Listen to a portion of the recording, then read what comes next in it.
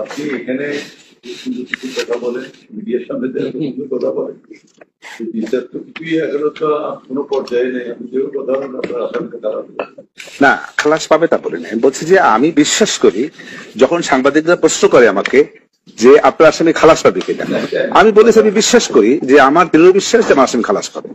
সেটা তো বলতেই পারি আমি, আমার বিশ্বাস, আমার চেষ্টা, সে জায়গাটা আমি বলতেই পারি। যদি ভুল হয় মাননীয় আদালত আমাকে সংশোধন করবেন। না, ভালো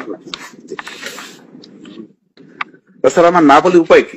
আমি যদি বলতে আমার আসামি খালাস পাবে না, তাহলে তো মানে জাতি এবং মাননীয় আদালত লর্ডশিপও বলবেন যে কেমন লয়ার আমি স্টেট ডিফেন্সে নিয়োগ দিয়েছি যে আসামির ফাঁসি চাই।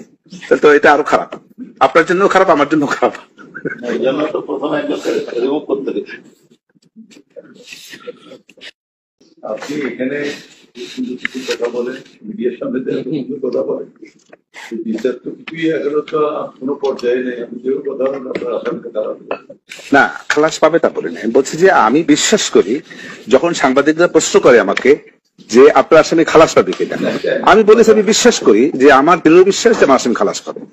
সেটা তো বলতেই পারি আমি, আমার বিশ্বাস, আমার চেষ্টা, সে জায়গাটা আমি বলতেই পারি। যদি ভুল হয় মাননীয় আদালত আমাকে সংশোধন করবেন। না, ভালো